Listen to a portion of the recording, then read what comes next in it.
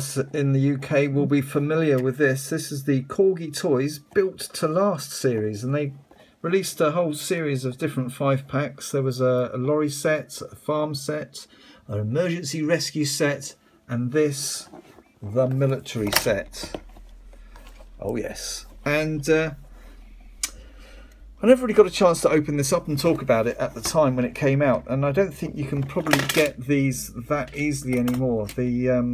They seem to be releasing, well, Poundland seem to have them now, so that would suggest to me that to buy this now is going to be pretty hard. So we'll have a look at it anyway, see what you could have got back in the day. Only a couple of years ago, mind you. You can probably still pick these up if you go to Wilko's, actually. They were very good at stocking all the Corgi vehicles, but I do believe they've probably got rid of them as well. So let's have a look inside. Very sturdy piece of kit, very nice indeed. Right, so first up, let's go straight in with the helicopter. Very nice. This is a nice little die cast piece. It's got plastic blades on the top here. Hang on, so they seem to open. There we go. Opens up. Look, bit of spinning action. Looks like a gazelle of some sort. Of course, it doesn't tell you what it is on the base. It's just a helicopter in military mode. And it's got a couple of missiles on the side as well there. So it's an anti-tank vehicle, I would imagine. Nice bit of space up front there. Not too bad at all. Very small scale though. Will look good in the background of any diorama, that one. Okay, what's next? Ooh, let's get this tank out. Now, I believe this is a Challenger. I was hoping the gun would move up and down, but it doesn't. So there we go. It's a British frontline tank of some sort, loosely modelled on a Challenger. I suppose with all the extra armour and all the rest of it on the side there, it's losing quite a lot of its shape. But big old turret, look at that. Quite a small scale as well again. Probably about the same scale as that helicopter, I would imagine. So we would come in and we would attack the tank. Awesome. Notice that helicopter won't stand up. Well, it does, just about stands up. So there we go. A Challenger tank of some sort. Let's just see on the base. Nothing on the base, of course. Little wheels so that it can roll along. Very cool.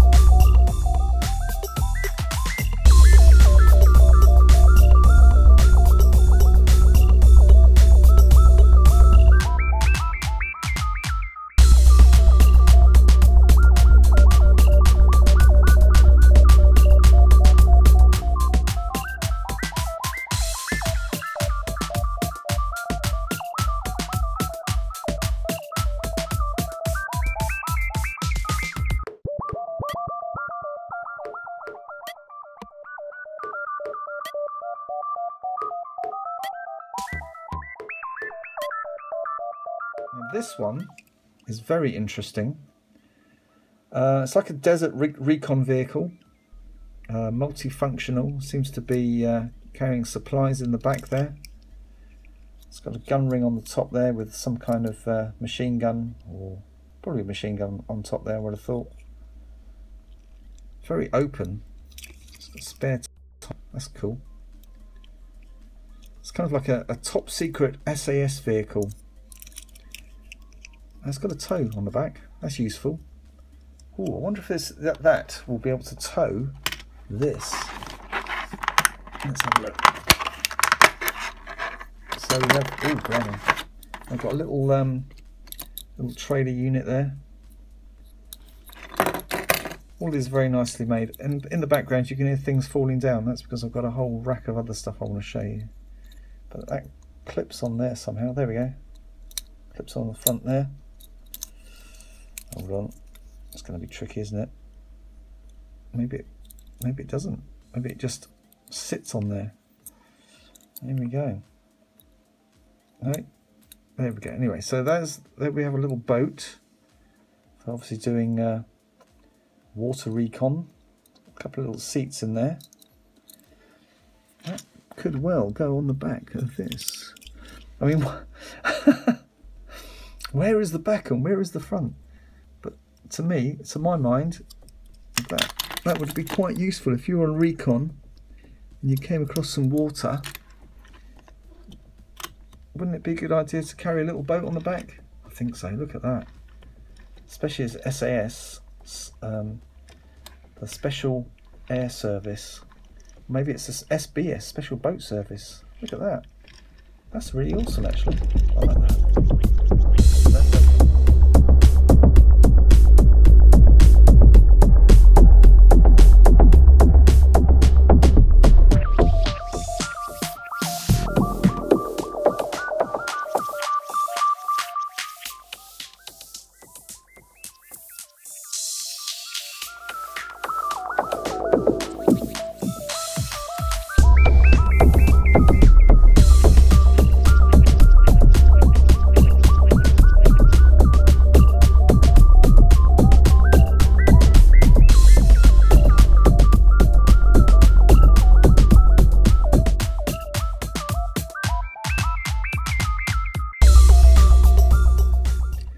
Little Landy, it's in quite a small scale compared to the other Land Rovers in my collection. I think this is more of a 1/72 scale vehicle,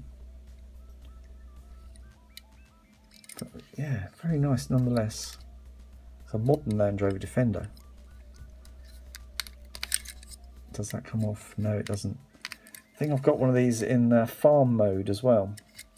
Again, it's got the little hook on the back there, so you could, if you wanted to, you could carry this behind that. But I think actually, scale-wise, that's really working nicely with this vehicle here. So I'm going to stick with that. I was thinking that the Land Rover would probably be happier with a boat on the back. But there you go. We live and learn.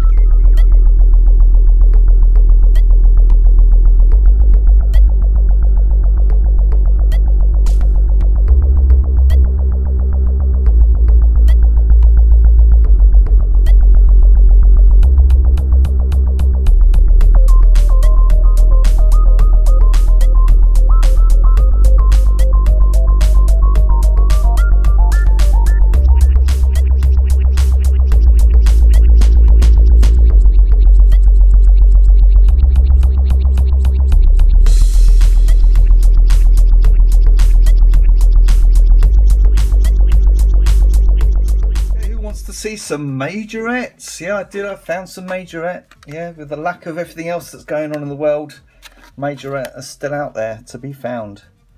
This is not your typical majorette that you're going to find now, though. I was sent one of these by JG24 Diecast a little while back in a lovely little parcel, and this is the 207 Pompier, and this is a made in France piece. And it's still in its box, it's still minty fresh, and it's looking really good. Look at that. Wow. But yeah, I picked this up for a song, I think. Around about just under £3.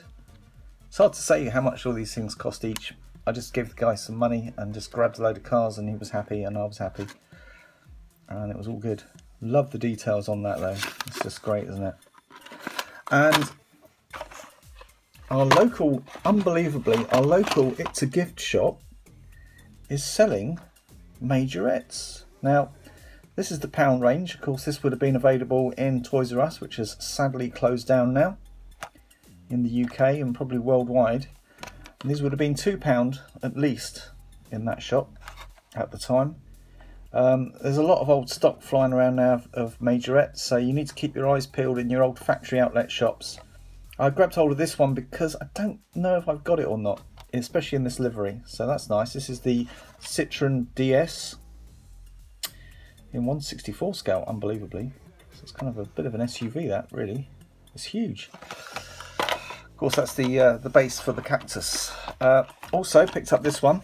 You see it's in the limited edition mode, the Mini Cooper. And this was, again, extremely expensive in Toys R Us, but I picked it up for £1.25. So, you know, it does do good to hold out just a little while longer. eventually what you want will come along. Very nice representation of the Mini. I believe the other one I have is in rally mode. I love the decals on this one. And in fact, the last time I saw this was on Toy Junkie's channel. And yeah, you should go and check him out. He's doing stuff with Majorette right now on eBay. So if you need anything, go and ask him. I'm sure he may well help you out. That's lovely. And also, to finish off the Majorette haul, I've got this one here. I had to pop in there the other day. Again, I thought I'd just have a quick look because I know they've got everything. Well, everything from this time period. This is all from last year and the year before. Loads of stuff. Series 2 basically. So I grabbed hold of this Camaro, and unfortunately the pink Mustang had gone. That's why I picked up that little white Citroen. But the pink Mustang was very popular, obviously, and it's gone. And so I've kind of got quite a lot of these Camaros in my life now. So I suppose I'm making a run at doing a collection of them. And there we go. It's a gift in my local high street, less than 2 minutes from my house. Fantastic.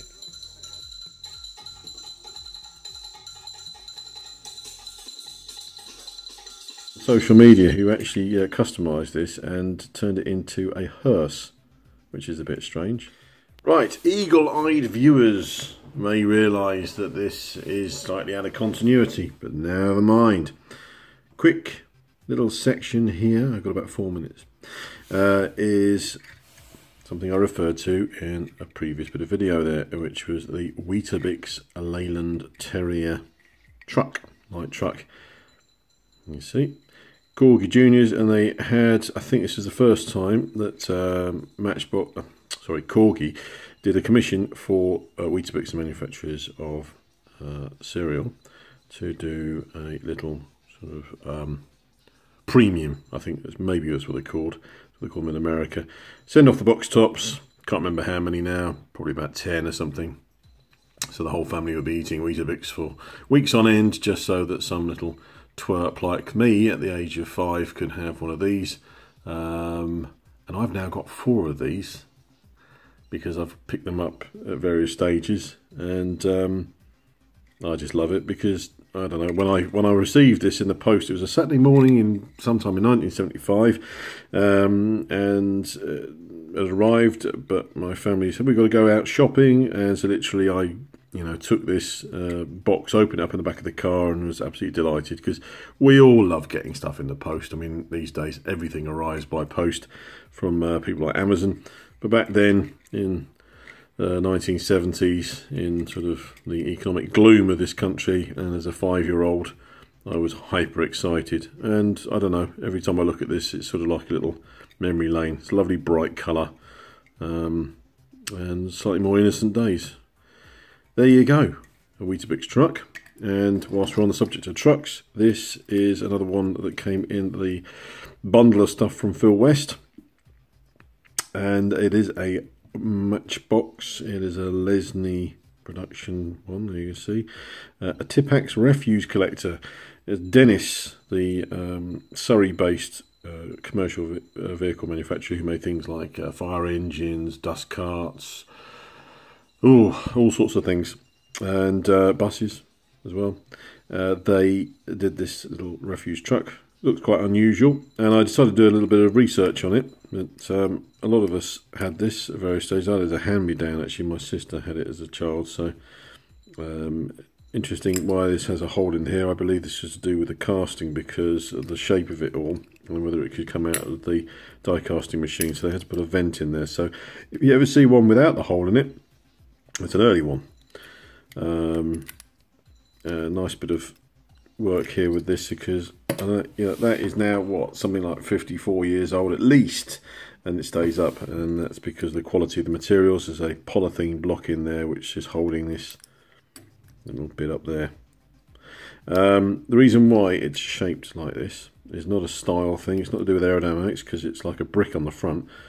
But apparently the system was that you'd load your rubbish into the back in the real vehicle, and then if you wanted to compact, there was no compacting devices you get on most refuse lorries these days, or garbage trucks. It was done on gravity, so this whole unit would then tip not this way, but the other way, and that's why it's curved. And it would then, all the rubbish would then compact by gravity. There may be some kind of trapping device with them hold it there. Quite a simple, in some ways, simple, allowing gravity to do it, but complicated in the fact that the whole piece of machinery had to turn this thing around. Yeah. Am I going to restore this? I don't know. The problem is with these ones is they're not easy to take to pieces. So I think I'll leave it alone. There you go.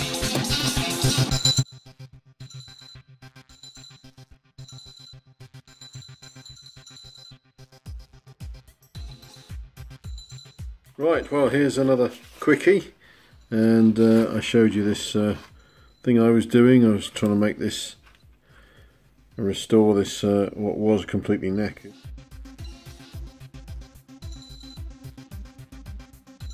Yeah, I made my own decals for this Wildcat dragster.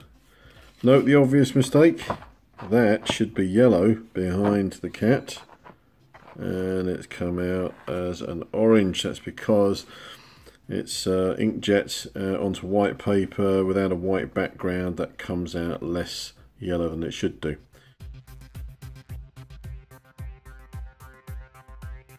One of the hazards of making your own decals. That's why it works really well on white cars, which is why I've done an awful lot of white cars, because you can't print white onto inkjet. Here's the other side. Oh, it's not the same. It's not the same, Mark. Oh no, oh no. You tried to make a fake. No, because it's, first of all, it's a decal and they were done as paper stickers. So, yeah, very different. I thought, one, it was a bit of a mistake because one came out better than the other. So I thought, let's have the best of both worlds. One is your first generation Wildcat dragster sticker, and this is the latter one. So we have the best of both worlds. This is, after all, for my own amusement and not really for sale. I'm not going to try and kid anybody because they'll be able to see from the rivets that have been drilled out. But this has come out good. What was handy about this was the glass was in good shape. Just helps. And where's the engine? Well, the engine is here. And I'm just going to whack that on dry, as I say. So you can see it's come out really, really well. And just so you can see, this is a proper one. You can see the stickers have had a pretty rough ride of it over the years. And how the focusing's out, but there you go. It should be an autofocus and it's not. Come on, autofocus. Blah, blah, blah, blah. Anyway, so that's what an original looks like. And who's the camera? There you go. Turn that around there like that, and there you go. Restored, original, and even better, here's a box, and it's an original box. Got that for a bargain. Brilliant. There you go. Fun times. I'm going to quickly whiz through my collection of very old military vehicles. I can say they're very old because they kind of range from around about the late 50s, 59-ish, I'd say for this piece here, right up till around about 1968. So here we go. We'll go through them very quickly. These are all made in England by Lesney. This is at the end of the Moko period. Here we go. This is, you can tell how old this one is probably by the axles. It's got the stamped axle pins, and this one actually has grey plastic tyres on it, or wheels, which kind of puts it around about 1959. I believe this wasn't a particular favourite in the lineup and wasn't around for very long, so quite hard to find that one. These two here, very popular vehicles. They stuck around for ages from what I can make out, and again both of these are older versions, probably came out around about 1959, and this is depicting the old M3 half track. Would have had a little rubber track on there. Both these have got metal wheels as well. This is number 49 in the lineup. Quite cheap to get hold of second hand. I think these probably cost me about a couple of quid each tops. but again, they'd be more expensive if they were mint and had their original tracks on. And again, they stuck around till about 1966. Here's a cool piece. Now this is, I would say this is based on the original Dinky model. This is actually a Thornycroft Antar, featuring black plastic wheels, but if you notice on there, it's got stamped axles again. So again, this throws it back to the sort of late 50s, and it's carrying a let's again stamped axles. So again, this is quite an early piece, probably from around about 1959. This one stuck around again until the mid-60s, the Mark III Centurion. Would have had a gun, of course, but that gun has long gone. This is the piece version. And of course that sits on the back there, comes as a little set. Actually, interestingly enough, it's around about the same scale as the as this tank here. There you go, little corgi. So let's have a look and stick that on the back there. There we go. Again, this one, you can't go wrong with this piece here. Not much can fall off of it. You can't have tanks without these. This is a sort of something from around about 1964, number 64 in fact. Scammell breakdown truck, and this is actually a vehicle for picking up dead tanks. Very powerful tractor unit on there. Would have had a hook on the back, of course. Most of these pieces I've got, these old Lesnies, are all got bits missing or are all falling apart. Here's another piece. This is the Saladin armoured car, number 67. Again, something from around, came out in about 1965. The broken gun, and yet again, the gun would extend only about that far out, so it's probably fairly easy to repair, one would imagine. And again, looks like it's loosely based on the old Dinky casting as well. Here's a ferret. It's a ferret. Yes, this is a ferret armoured car, and it's got lots of bits missing on this one. It would have had a little spare tyre on the side there, and probably something in there, probably a little man, I'm thinking.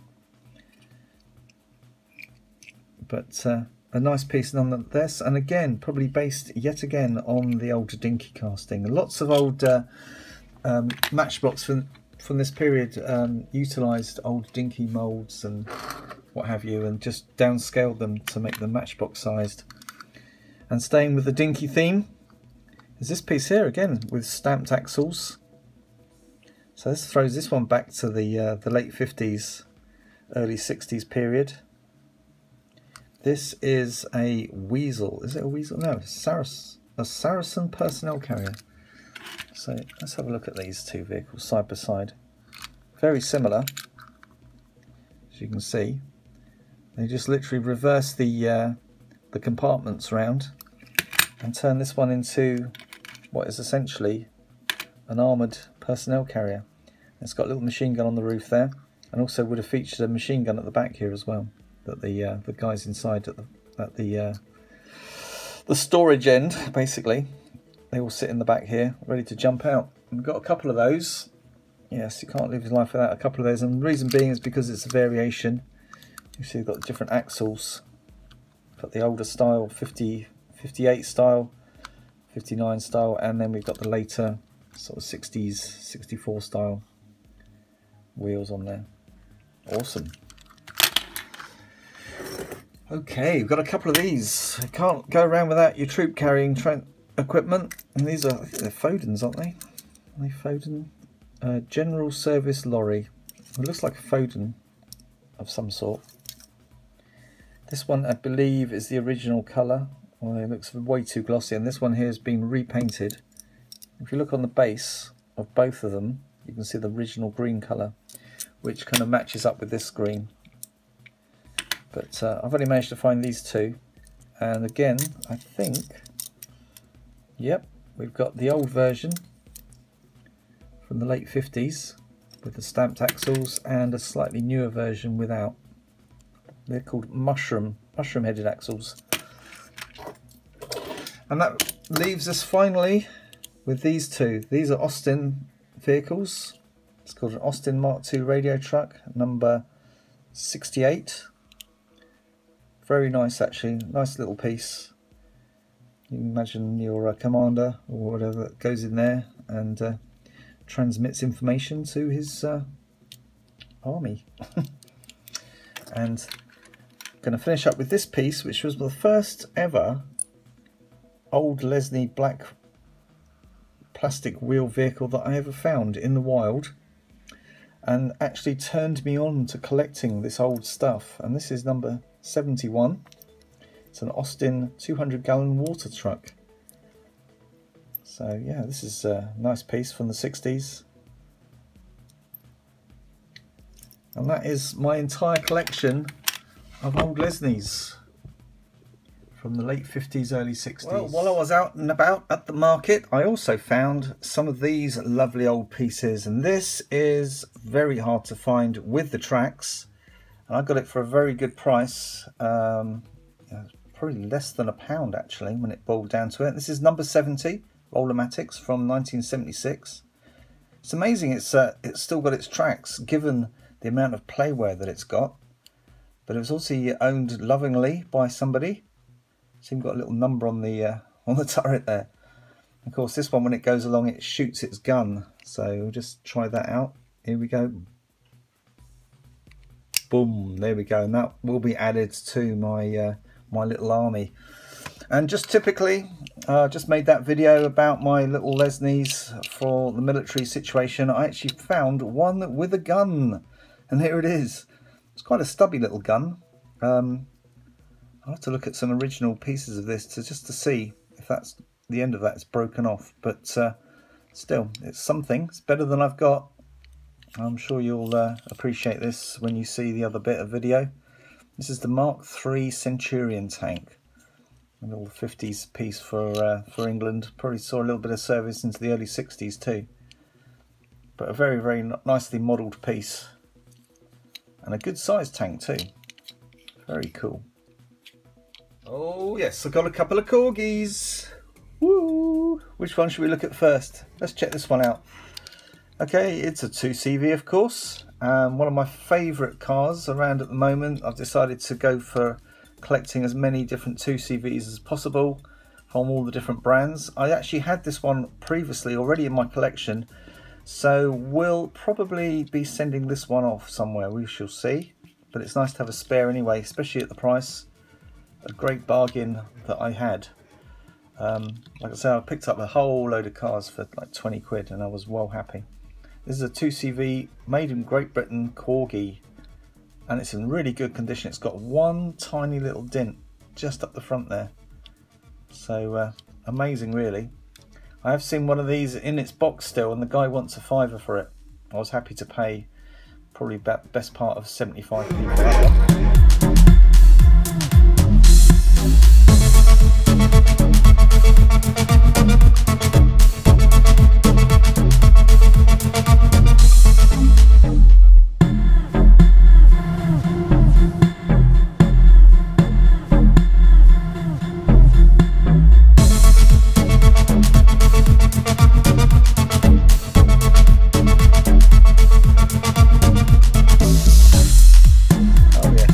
Lovely piece to find. This is a very old car. I cannot get over how old this is. This is from the mid-60s or slightly earlier mid-60s. It's a Sunbeam Alpine, and it is made by Husky, as you can see there, made in lovely Great Britain, and it's just so small. In fact, I think it's like 1/76 scale or something incredibly small like that. It's not quite as small as a an Oxford, so maybe it's 1/72. But I just love the details on this. It's got the do you notice that the windscreen is all one piece with the side windows, but the way they've put one side window half down and the other one 3/4 down, it's just brilliant. It's got those really horrible old wheels on there. This is probably from the Husky cheap line, and at the time when I found this piece, I was amazed to find an Alpine. Of course, it was made famous, this one in particular, because it was in the James Bond film Dr. No, 1962, I believe. And let's just compare the scales on these. And there you go, you can see just how small this little husky is. But it may be small, but it's very nicely proportioned. Love that front end. Now there is one other Alpine that I know of for sure, and that is the Johnny Lightning one. And I've seen it online now a few times, and the best price I can find it for at the moment is about £10, and then you've got to pay shipping on top. So I'm kind of holding off a little bit until I find exactly the right price, but I'm sure that eventually I will have the Johnny Lightning model. And this one, of course, is made by Tecnica. There it is, Sunbeam Alpine. Still wonderful though. Still looks good. I mean, it's probably more 164, so that's going to be at least 172.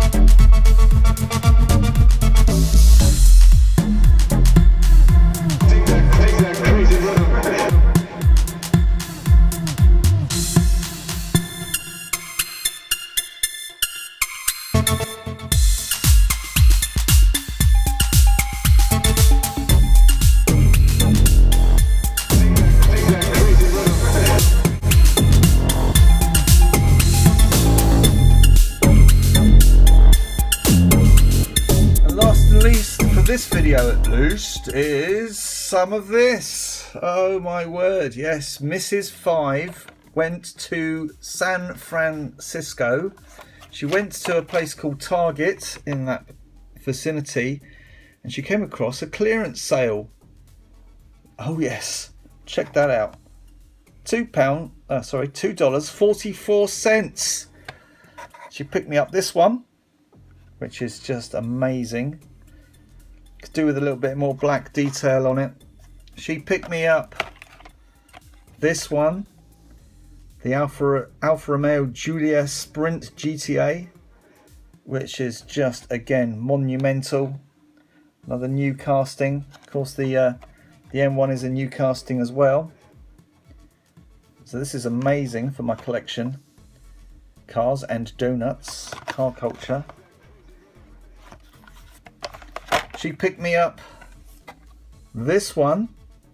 Wow, the custom Datsun 240Z, which actually is not that dissimilar to the mainline version, except for this one has been superized somewhat by the addition of some rubber. You can see there, and a metal base, which is always good. I think it's metal. It's got to be metal, isn't it? Come on, this is the car culture series we're talking about here. It's very heavy anyway. And she also picked me up, wow, this Scooby. And I think the Scooby is the one to be opened now, because I've been waiting and waiting and waiting, and I cannot wait any longer. Let's check it out. This is number 5 of 5 as well. It's all about the 5s. And also notice on these they have a special opening area, so we're going to try it out. It's opening up nicely. There we go. Oh, lovely. Oh my word. And the first thing that hits you when you open it up is that blue. Wow. There's the card art. Cars and donuts. This is the last of the cheap range, probably. What a thing. It's got a roll cage, doesn't it? Look, yes, roll cage. The interior is very nicely done on this. It's got an individual steering wheel as well. None of your nonsense. Nice bit of detail. But the outside of the car is just exceptional. It's got a nice little bit of writing on the side there. Wow. Rally something international. Nice little side lights there. No tampos up front, but then it doesn't really need them because they've done a very good job of giving it some details. In particular, some nice little plastic lamps there, taking a little nudge out of Majorette's book of die casting. Little black insert there, it's probably part of the interior. Brilliant. Let's have a look around the rear, and I was just blown away by the rear. Beautiful in scale decals at the back there. Very, very cool. Nicely tampoed head tail lamps, all that WRX and STIs, and oh, it's just beautiful. Metal base in blue, little rubber tyres, gold wheels. It's just amazing. So this is the 2002 Scooby Bug-Eye, and I actually happen to have another 2002 model from Tecnica. Here it is. This is from the Tecnica Takara basic range. Have a little look and see how Hot Wheels compares. So it's around about the same scale, which was a little bit smaller. But the Subaru Impreza from Tomy tells you it's 159 scale, which leads me to believe that the Hot Wheels version's around about 159 as well. Absolutely amazing. So what the STIs are what 2003 Scooby, and just quickly compare that with the modern Scooby, and this is the example from Majorette. Again, I love the Majorette casting of this. Absolutely brilliant. Again, it tells you the scale on that, which is 158 scale. So more or less the same size, a little bit bigger. But there we go, we can see some then and nowing going on. Wow, then and wow, I should say. Both of these, of course, are STIs. But to be quite honest, the Hot Wheel version has just blown me away. Love it. Thank you very much, Mrs. 5. Thank you very much, everybody, for watching. This is K5 saying